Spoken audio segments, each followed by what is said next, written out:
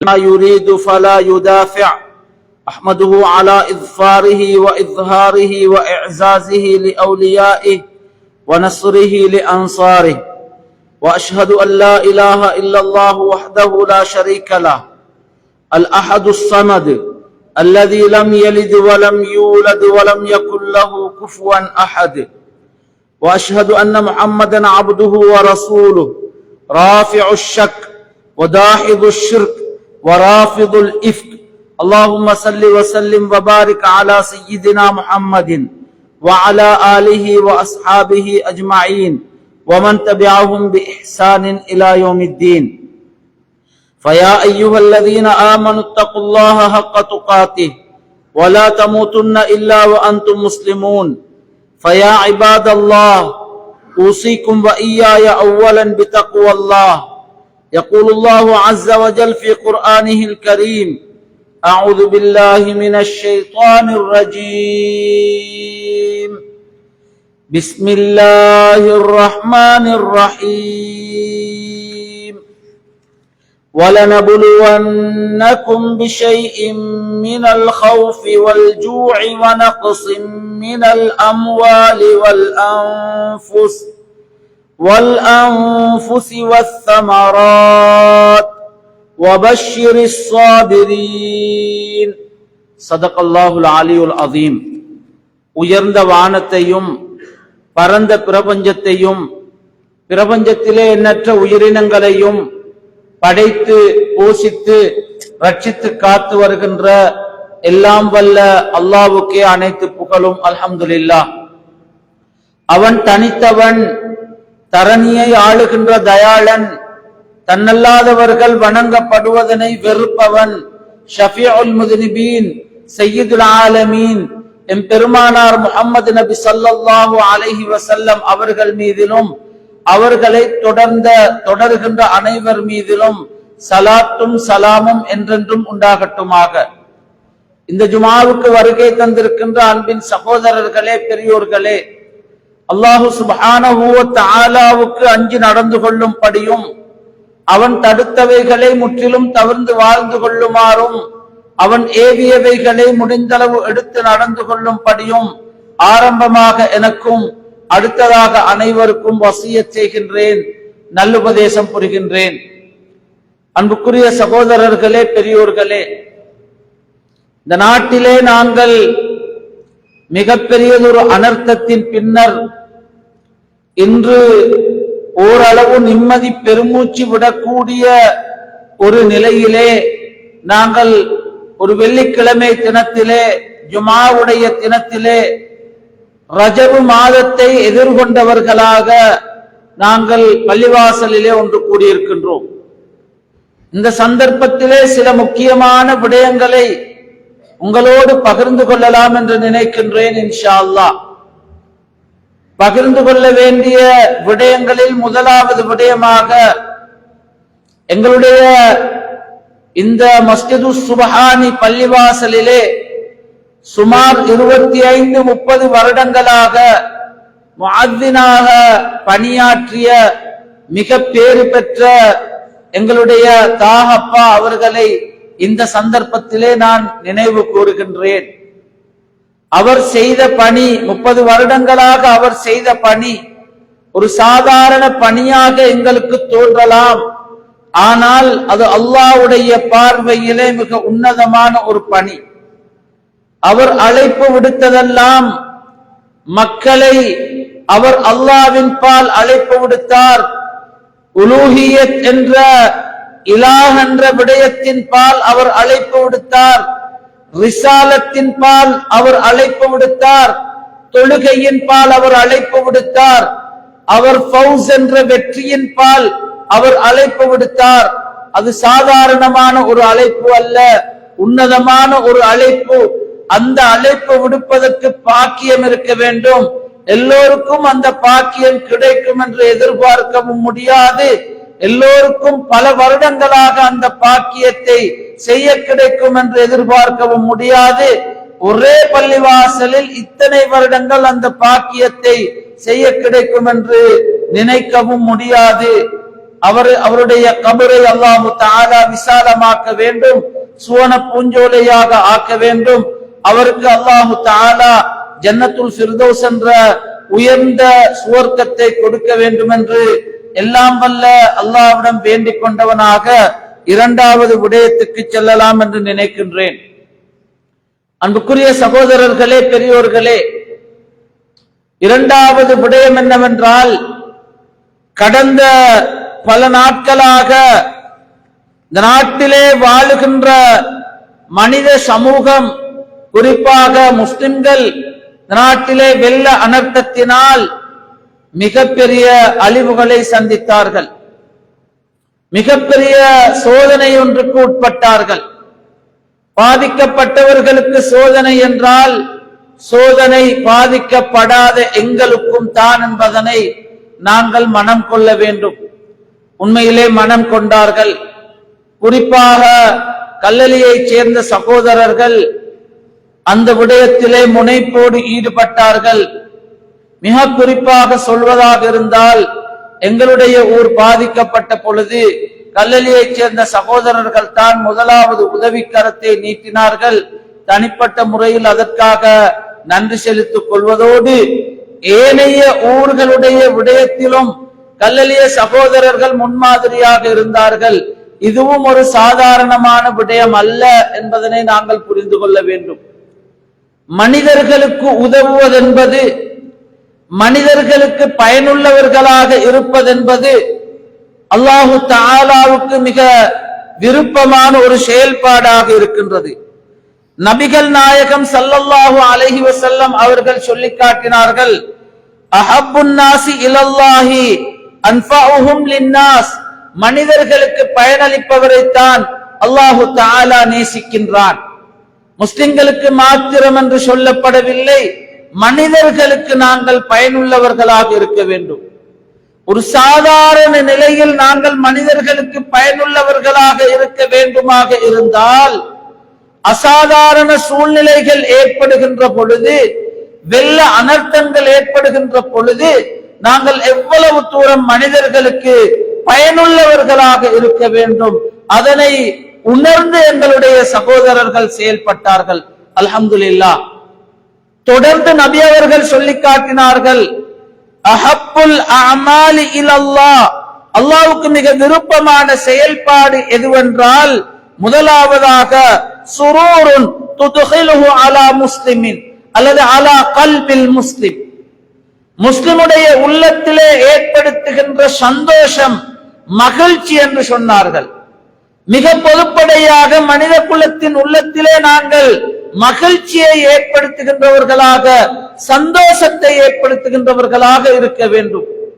ஒரு அனர்த்தம் ஏற்படுகின்ற பொழுது ஒரு வார்த்தையை நாங்கள் ஆறுதலாக சொல்லுவோம் என்றால், நீங்கள் பயப்பட வேண்டாம், உங்களோடு நாங்கள் இருக்கின்றோம் என்று முதுகிலே தட்டி கொடுத்தோம் என்றால் அது எவ்வளவு தூரம் மனித உள்ளத்திலே சந்தோஷத்தை ஏற்படுத்தும். அவர்களுக்கு தேவையான உதவிகளை நாங்கள் செய்வோம் என்றால், வீடுகளை கழுவி கொடுப்போம் என்றால், கிணறுகளை இறைத்து கொடுப்போம் என்றால், அவர்களுடைய தளபாடங்கள் எல்லாம் வெள்ளத்தில் அடிபட்டு சென்ற நிலையிலே அவற்றை நாங்கள் வாங்கி கொடுப்போம் என்றால், தலையணைகளை, ஆடைகளை, முசல்லாவை, குர்ஆனை, மெட்ரஸை அல்லது எங்கள் கிச்சனுக்கு தேவையான பொருட்களை இப்படியாக நாங்கள் வாங்கி கொடுத்தோம் என்றால் அது எவ்வளவு தூரம் அடுத்த சகோதரனுடைய உள்ளத்திலே சந்தோஷத்தை ஏற்படுத்தி இருக்கும். எனவே அப்படியான வேலைகளை செய்தது என்பது மிக முக்கியமான ஒரு விடயம், மிக முக்கியமான ஒரு பணி. தொடர்ந்து நபி அவர்கள் சொன்னார்கள், அவருடைய ஒரு கஷ்டத்தை நீக்கி விடுவது அல்லாஹ்வுக்கு விருப்பமான அமல்களில் இரண்டாவதாக சொல்லி காட்டினார்கள். ஒரு கஷ்டத்தை நீக்கி விடுவது, ஒரு துன்பத்தை நீக்கி விடுவது, ஒரு துயரத்தை நீக்கி விடுவது.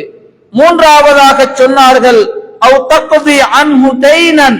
அவருடைய கடனை நீக்கி விடுவது. நான்காவதாக சொன்னார்கள், அவர்களுடைய பசியை போக்கி விடுவது. உணவு சமைத்து கொடுத்தார்கள், சமைத்த உணவை கொண்டு சென்று சேர்த்தார்கள். கல்லலிய சகோதரர்கள் மாத்திரமல்ல, இந்த நாட்டிலே இருந்த குறிப்பாக முஸ்லிம் சகோதரர்கள் வேறுபாடு பார்க்காது இன ரீதியாக எந்த வேற்றுமையும் இன்றி இவற்றை கொண்டு போய் சம்பந்தப்பட்டவர்களுக்கு கொடுத்த அந்த நிகழ்ச்சி அது ஒரு சாதாரணமான நிகழ்ச்சி அல்ல. மீசானை பாரமாக்கக்கூடிய அல்லாஹ்வுக்கு மிக விருப்பமான ஒரு செயல் என்பதனை நாங்கள் புரிந்து கொள்ள வேண்டும். அன்புக்குரிய சகோதரர்களே, தொடர்ந்து நபிகள் நாயகம் ஸல்லல்லாஹு அலைஹி வஸல்லம் அவர்கள் சொன்னார்கள், வலி அன் அம்ஷா மஅ அகின் லி ஃபி ஹாஜத்தின் அஹப்பு இலைய மின் அன் அஅதகிஃப ஃபீ ஹாதல் மஸ்ஜிதி ஷஹ்ரன் என்று சொன்னார்கள். ஒரு சகோதரனுடைய தேவையை நிறைவேற்றுவதற்காக கொஞ்ச தூரம் நடந்து செல்வது என்னுடைய இந்த பள்ளிவாசலிலே மஸ்ஜிதுன் நபவியிலே ஒரு மாதம் இஅ்திகாஃப் இருப்பதனை விட சிறந்தது என்று நபிகள் நாயகம் ஸல்லல்லாஹு அலைஹி வஸல்லம் அவர்கள் சொல்லி காட்டினார்கள்.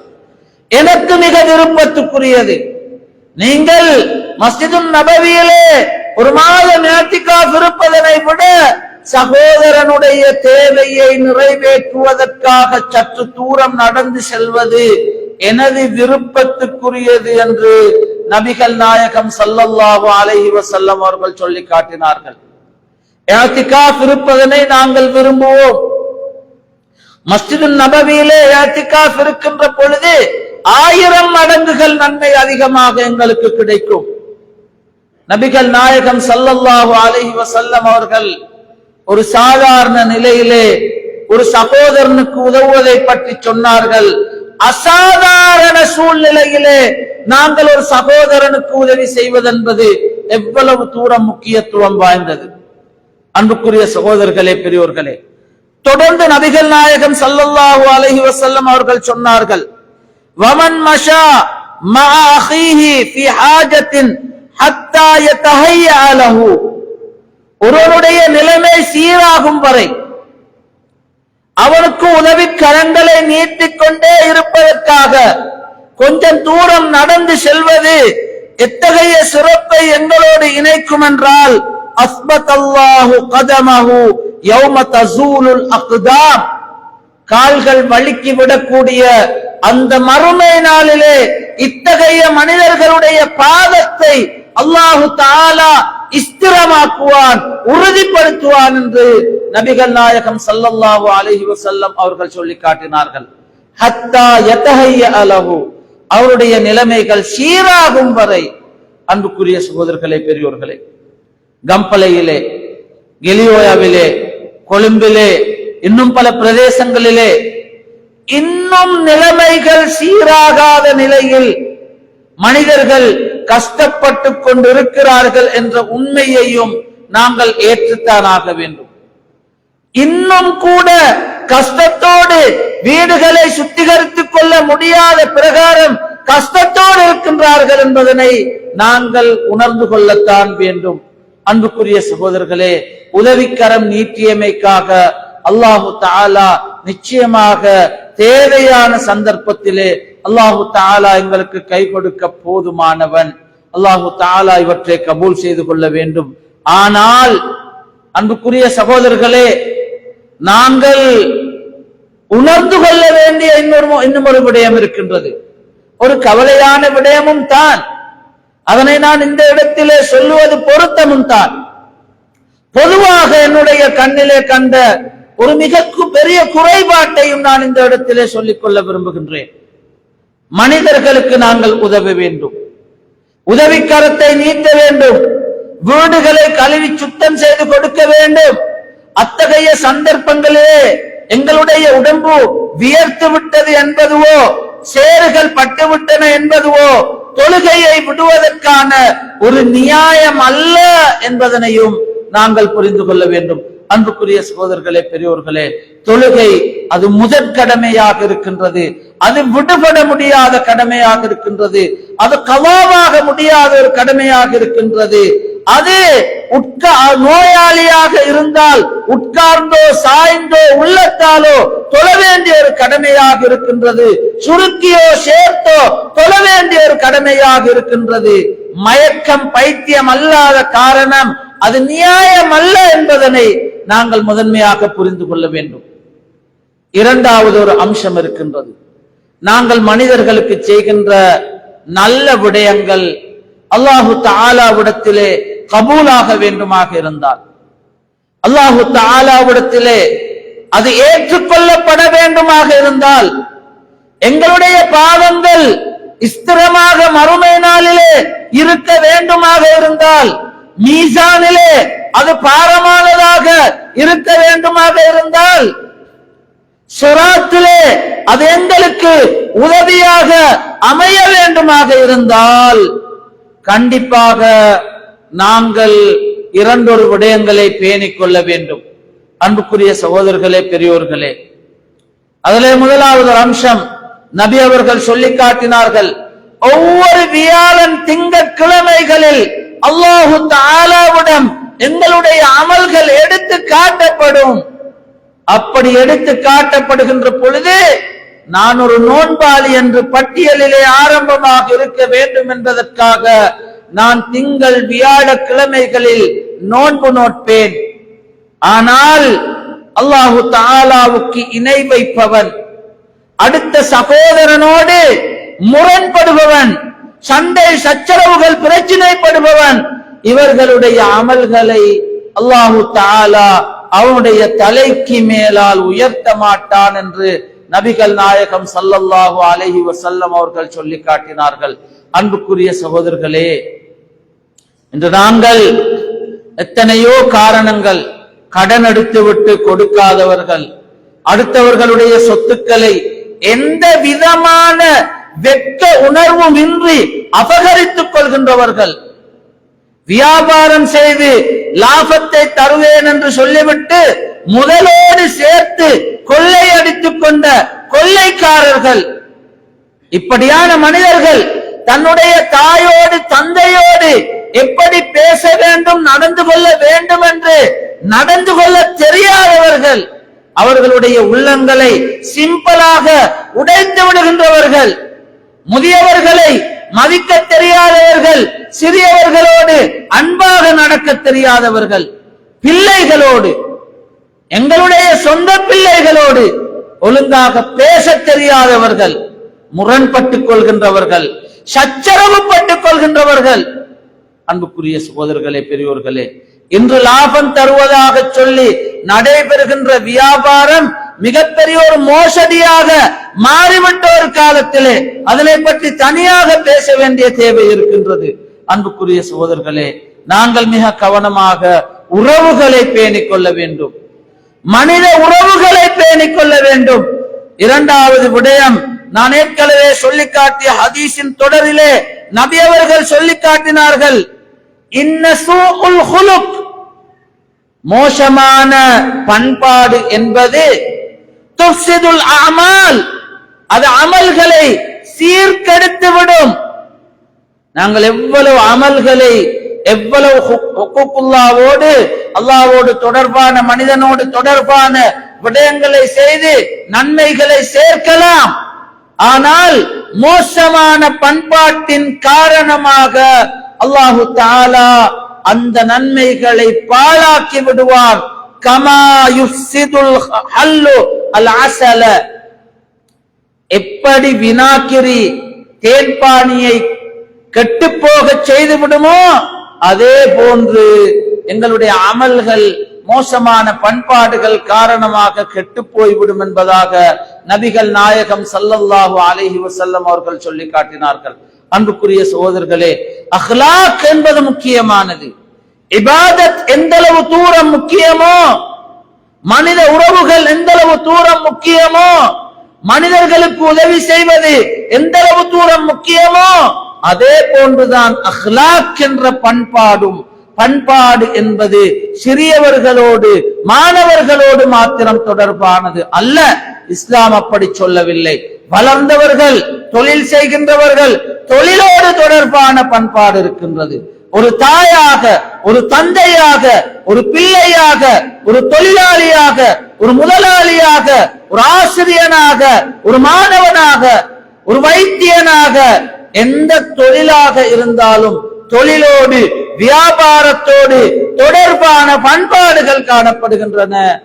அவற்றை நாங்கள் பேணிக்கொள்ள வேண்டும். இல்லாத போது எங்களுடைய அமல்களின் சிறப்புகளை, மகத்துவங்களை, பெருமானங்களை, பெருமதிகளை, பயன்களை நாங்கள் இழந்துவிட வேண்டி வரலாம் என்பது குறித்து நாங்கள் மிக கவனமாக இருந்து கொள்ள வேண்டும். அன்புக்குரிய சகோதரர்களே, பெரியோர்களே, நபிகள் நாயகம் ஸல்லல்லாஹு அலைஹி வஸல்லம் அவர்கள் சொன்ன இந்த ஹதீஸ் தபரானியிலே பதிவு செய்யப்பட்டிருக்கின்றது. 6026வது ஹதீஸாக இமாம் அல்பானி அவர்கள் தன்னுடைய சஹீஹான அந்த கிரந்தத்திலே சில்சிலாவிலே இதனை பதிவு செய்து வைத்திருக்கின்றார்கள். அன்புக்குரிய சகோதரர்களே, பெரியோர்களே, மூன்றாவது நான் கதைக்க வேண்டும் என்று விரும்பிய ஒரு முக்கியமான இன்னும் ஒரு விடயம்தான், அனர்த்தங்கள் ஏற்படுகின்ற பொழுது நாங்கள் இயங்கினோம். அல்ஹம்துலில்லாஹ், அல்லாஹு தஆலா அந்த கூலியை பல மடங்காக எங்களுக்கு அதிகரித்து தர வேண்டும் என்று எல்லாம் வல்ல அல்லாஹ்வுடன் வேண்டிக் கொள்வதோடு, அனர்த்தங்கள் ஏற்படுகின்ற பொழுது உதவி கரங்களை நாங்கள் நீட்டுகின்ற பொழுது எங்களுடைய கிராமத்தை ஒழுங்குபடுத்திக் கொள்வதற்கான ஒரு அழகான சந்தர்ப்பமும் எங்களுக்கு அதிலே கிடைக்கின்றது.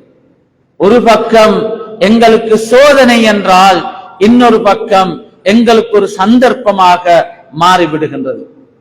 அதனை நான் சில ஊர்களிலே நான் கண்டேன். நாங்கள் சாதாரணமாக ஒரு டீமாக பணங்களை சேகரித்து, பொருட்களை சேகரித்து, அது தொடர்பாக கலந்துரையாடி அவற்றை விநியோகிக்கின்ற நடவடிக்கையிலே ஈடுபடுகின்ற பொழுது எங்களுடைய சகோதரர்களுக்கு பெரியதொரு அனுபவம் கிடைக்கின்றது, ஒரு தலைமைத்துவ அனுபவம் கிடைக்கின்றது. அவர்களுக்கு கலந்துரையாடுவதற்கான வாய்ப்பு அங்கே கிடைக்கின்றது. டிசிஷன் மேக்கிங் என்ற முடிவெடுப்பதற்கான ஒரு வாய்ப்பு கிடைக்கின்றது. அங்கே அவர்கள் டீமாக இயங்குவதற்கான ஒரு சந்தர்ப்பம் கிடைக்கின்றது. அவர்கள் அங்கே மஷூரா செய்கிறார்கள், பிரச்சனைகளை தீர்த்து வைப்பதற்கான அவகாசம் கிடைக்கின்றது. இந்த மக்களுக்கு பணிபுரிவதற்காக சென்றவர்கள் எத்தனை பிரச்சனைகளை திடீர் என்று அந்த களத்திலே எதிர்கொண்டிருப்பார்கள் என்பதனை அவர்களிடம் கேட்டு பார்த்தால் சொல்லுவார்கள். அது ஒரு அனுபவம், பிரச்சனைகளை தீர்ப்பதற்கான அனுபவம். அந்த அனுபவத்தை நாங்கள் எங்களுடைய ஊர் விடயத்திலே, சமூக விவகாரங்களிலே பிரயோகிக்க வேண்டும். எங்களுடைய ஊருடைய காரியங்களை நாங்கள் மஷூரா செய்ய வேண்டும். பள்ளிவாசல் நிர்வாகத்தோடு சேர்ந்து எங்களுடைய விடயங்கள் தொடர்பாக நல்ல டிசிஷன்களை நாங்கள் எடுக்க வேண்டும். எங்களுடைய ஊர் தொடர்பான விடயங்களிலே நாங்கள் டீமாக இயங்கி எங்களுடைய பிரச்சனைகளை நாங்கள் தீர்த்து கொள்ள வேண்டும்.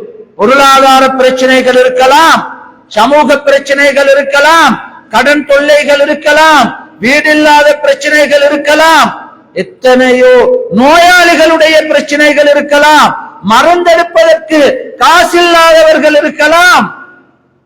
நாங்கள் எப்படி நபிகள் நாயகம் ஸல்லல்லாஹு அலைஹி வஸல்லம் அவர்களுடைய தோழர் அபூ மூஸா அல் அஷ்அரி ரலியல்லாஹு அன்ஹு அவர்களுடைய அஷ்அரி கோத்திரம் செயல்பட்டார்களோ அப்படி நாங்களும் செயல்பட வேண்டும்.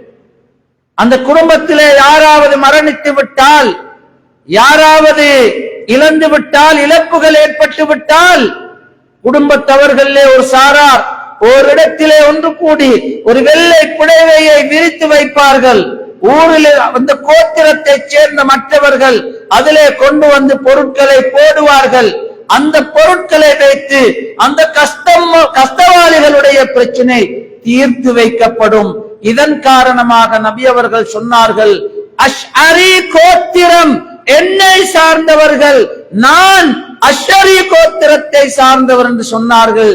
இதன் காரணமாக அஷ்அரி கோத்திரம் சந்தோஷப்பட்டது, மகிழ்ச்சி அடைந்தது. அன்புக்குரிய சகோதரர்களே, அஷ்அரி கோத்திரம் அறிவுள்ள கோத்திரமாக, தங்கள் பிரச்சனை தாங்களாக தீர்த்துக் கொள்கின்றவர்களாக, ஒற்றுமையுள்ளவர்களாக, பிரச்சனைகளை மறந்தவர்களாக அவர்கள் இருந்தார்கள். இந்த அனர்த்தத்தை எங்களுடைய ஊரை ஒழுங்குபடுத்துவதற்கான ஒரு சந்தர்ப்பமாக நாங்கள் பயன்படுத்திக் கொள்ள வேண்டும். நபிகள் நாயகம் ஸல்லல்லாஹு அலைஹி வஸல்லம் அவர்கள் சொல்லி காட்டினார்கள், அல் முஃமினு கல் ஜமலில் அன்ஃபி ஹைசுமா கீத இன்காத என்று சொல்லி காட்டினார்கள்.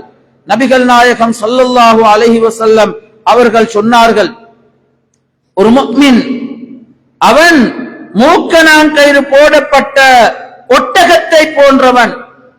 ஹைசுமா கீத இன்காத, அந்த ஒட்டகத்தை ஓட்டுகின்றவன் அவனை எங்கெல்லாம் செலுத்துவானோ அங்கெல்லாம் செல்லக்கூடியவனாக அவன் இருப்பான். அபூ தாவூதிலே இந்த ஹதீஸ் பதிவு செய்யப்பட்டிருக்கின்றது. 4607வது ஹதீஸாக இது பதிவு செய்யப்பட்டிருக்கின்றது. மூக்கணான் கயிறு போடப்பட்ட ஒட்டகங்களை போன்று நாங்கள் தலைமைத்துவத்துக்கு கட்டுப்பட வேண்டும். சில ஊர்களை சேர்ந்த சகோதரர்கள் வந்து பாடுபட்டார்கள். அவர்களுடைய தலைவர் ஒரு பள்ளியை சார்ந்தவராக இருந்தார். அந்த அணியிலே பணியாற்றிய ஏனைய சிலர் தௌஹீத் பள்ளியை சேர்ந்த நிர்வாகிகளாக இருந்தார்கள். வேற்றுமை பாராட்டவில்லை, அவர்கள் முரண்பாடுகளை அவர்கள் பேணிக் கொள்ளவில்லை, அவர்கள் முரண்பாடுகளை மறந்தார்கள், பகையை மறந்தார்கள். பகை மறப்பு என்று சொல்லுவார்கள். அன்புக்குரிய சகோதரர்களே, பெரியோர்களே, இது நாங்கள் புரிந்து கொள்ள வேண்டிய ஒரு அடிப்படையான விடயம். தலைமைத்துவத்துக்கு கட்டுப்பட்டார்கள். ஒரு வேலையாக ஒரு சகோதரர் ஒரு தீமை அழைத்த போது எங்களுடைய தலைவர் சொன்னால் நாங்கள் வருவோம் என்று சொன்னார்கள்.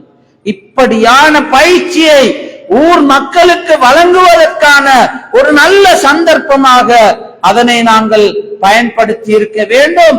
இப்போதும் பயன்படுத்திக் கொள்ளலாம். இதனையும் நான் இந்த சந்தர்ப்பத்திலே ஞாபகப்படுத்திக் கொண்டு இறுதியாக அன்புக்குரிய சகோதரர்களே, இன்னும் ஓரிரு தினங்களிலே ரஜபு மாதம் எங்களை வந்தடையும். ரஜபு மாதம் என்பது 4 புனிதமான மாதங்களில் ஒரு மாதம் என்பதனை நாங்கள் மனம் கொள்ள வேண்டும். யுத்தம் செய்வது தடுக்கப்பட்ட ஒரு மாதம். இஸ்லாம் யுத்தத்தை விரும்புகின்ற மார்க்கம் அல்ல, யுத்தத்தை திணிக்கின்ற மார்க்கமும் அல்ல, யுத்த பிரகடனத்தை விரும்புகின்ற, கொலையை விரும்புகின்ற மார்க்கமும் அல்ல. அது சமாதானத்தை விரும்புகின்றது. வருடத்தில் 4 மாதம் நிர்பந்தமாக சமாதானம் நிலவ வேண்டும், யுத்தம் இருக்கக்கூடாது என்பதற்காக அல்லாஹு தாலா 4 புனிதமான மாதங்களிலே யுத்தம் செய்வதனை தடுத்திருக்கிறான். அந்த புனிதமான மாதங்களை பற்றி அல்லாஹு தாலா அருள்மறையாம் திருமறையிலே இன்ன இத்தத்த ஷுஹூர் இந்தல்லாஹி 12 ஷஹ்ரன் என்று வரக்கூடிய வசனத் தொடரிலே இறுதியாக அந்த 4 புனிதமான மாதங்களை சொல்லிவிட்டு ஃபலா தظلموا فيهن انفسكم, உங்களுக்கு நீங்களே இந்த தினங்களில் அநீதி இழைத்துக் கொள்ள வேண்டாம், பாவம் செய்ய வேண்டாம், புண்ணியம் செய்யுங்கள். பாவம் செய்ய வேண்டாம், அது நாங்கள் எங்களுக்கு நாங்களே இழைத்துக் கொள்கின்ற அநீதி. எங்களுக்கு நாங்கள் நன்மை இழைத்துக் கொள்ள வேண்டும். சொர்க்கத்துக்கு கொண்டு போய் சேர்க்கின்ற வேலைகளை செய்ய வேண்டும். விசாரணையை இலகுபடுத்துகின்ற வேலைகளை செய்ய வேண்டும். கபரை விசாலமாக்குகின்ற வேலையை செய்ய வேண்டும். கபரை சுவன பூஞ்சோலையாக மாற்றுகின்ற, விசாலமான கபராக மாற்றுகின்ற வேலைகளை நாங்கள் செய்ய வேண்டுமே ஒழிய நரக படுகொலியாக எங்களுடைய கபரை மாற்றுகின்ற, நெருக்கடியான வாழ்வை எங்களுக்கு தரக்கூடிய கபராக, அந்த கபரை மாற்றுகின்றவர்களாக, விசாரணையிலே தோற்கின்ற மீசானிலே பாவங்கள் நிரம்பி வழிகின்ற அந்த நிலையை இந்த உலகத்திலிருந்துதான் நாங்கள் ஏற்படுத்திக் கொள்கின்றோம். அன்புக்குரிய சகோதரர்களே, இதிலே நாங்கள் மிக கவனமாக இருக்க வேண்டும். மிக குறிப்பாக புனிதமான மாதங்களிலே நாங்கள் அதிகமான நன்மைகளை, சதகாக்களை, தர்மங்களை செய்யலாம், குர்ஆனை அதிகமாக ஓதலாம், நல்ல காரியங்களை தாராளமாக நாங்கள் செய்து வரலாம். எனவே அன்புக்குரிய சகோதரர்களே, ரமதானுக்கு எங்களை தயார்படுத்தக்கூடிய ஒரு மாதம். ரமதான் எங்களை மிக நெருங்கி வந்து கொண்டிருக்கின்றது. இன்னும் 2 மாதங்களில் மிக வேகமாக நாங்கள் ரமதானை அடைய போகின்றோம். அதற்கு நாங்கள் எங்களை தயார்படுத்திக் கொள்வதற்கான ஒரு மாதமாக ரஜபு மாதம், ஷஅபான் மாதம் இருக்கின்றது. அதனையும் நான் இந்த சந்தர்ப்பத்திலே ஞாபகப்படுத்திக் கொள்கின்றேன். வல்லநாயன் எம்முடைய அமல்களை ஏற்றுக்கொள்ள வேண்டும். யா அல்லாஹ், எங்களுடைய அமல்களை நீ கபூல் செய்து விடுவாயாக. எங்களுடைய அமல்களுக்கு பகரமாக நீ எங்களுக்கு சுவர்க்கத்தை தந்து விடுவாயாக. யா அல்லாஹ், எங்கள் அனைவரையும் நீ சுவர்க்கத்திலே இணைத்து விடுவாயாக. எங்களுடைய பாவங்களை மன்னித்து விடுவாயாக. யா அல்லாஹ், நன்மை செய்யக்கூடியவர்களாக எங்களை நீ மாற்றி விடுவாயாக. நன்மைகள் கபூல் செய்யப்பட்ட நிலையிலே எங்களை நீ ஆக்கி விடுவாயாக. எம் அனைவரையும் ஜன்னத்துல் ஃபிர்தௌஸ் என்ற உயர்ந்த சுவர்க்கத்திலே இணைத்து விடுவாயாக. வாஹிரு தஅவானா அல்ஹம்துலில்லாஹி ரப்பில் ஆலமீன். அல்ஹம்துலில்லாஹி ரப்பில் ஆலமீன்.